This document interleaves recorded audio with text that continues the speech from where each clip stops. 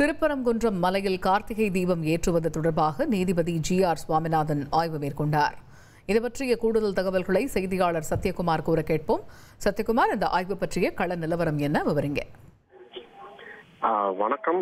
திருப்பரங்குன்றம் மலை மீது உள்ள தீபத்தூணில் கார்த்திகை திருநாளை முன்னிட்டு தீபம் ஏற்ற வேண்டும் என ஏற்கனவே பரமசிவம் என்பவர் வழக்கு தொடுத்திருந்தார். இந்த வழக்கு நீதிபதி ஜி.ஆர். சுவாமிநாதன் முன்னிலையில் விசாரணை நடைபெற்று வருகின்றது.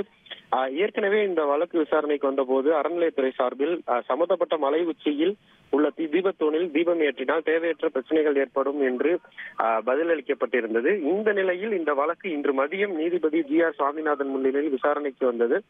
இருதரப்பு வாதங்களையும் கேட்டிருந்த நீதிபதி சம்பந்தப்பட்ட திருப்பரங்குன்றம் மலை உச்சியில் உள்ள தீபத்தூண் பகுதியை நான் நேரில் ஆய்வு செய்கிறேன் என்று கூறியிருந்தார். இந்த நிலையில் அதன் அடிப்படையில் தற்போது திருப்பரங்குன்றம் மலை உச்சியில் உள்ள அந்த தீபத்தூண் அமைந்துள்ள பகுதியை பார்வையிடுவதற்காக தற்போது வந்துள்ளார். தற்போது அவருடன் மதுரை மாநகர காவல்துறை டிசி இனிகோ திவ்யன் மற்றும் உள்ளிட்ட சில காவல்துறையினர், மேலும் அறநிலையத்துறை அதிகாரிகள், திருப்பரங்குன்றம் முருகன் கோவில் அலுவலர்கள் அவருடன் சென்றுள்ளனர். இந்த திருப்பரங்குன்றம் மலை விவகாரம் சற்று அடங்கிய நிலையில் தற்போது மீண்டும் இந்த கார்த்திகை தீபம் ஏற்றுவது தொடர்பாக நீதிபதி ஜி.ஆர். சுவாமிநாதன் திருப்பரங்குன்றம் மலை மீது வந்திருப்பது மேலும் ஒரு கவனத்தை ஈர்க்கக்கூடிய ஒரு சம்பவமாக பார்க்கப்படுகிறது. தகவல்களுக்கு நன்றி சத்யகுமார். இனி செல்லும் இடமெல்லாம் செய்தி.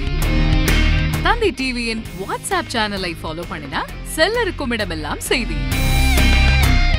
இதோ QR கோட் இப்பவே ஸ்கேன் பண்ணுங்க, ஃபாலோ பண்ணுங்க.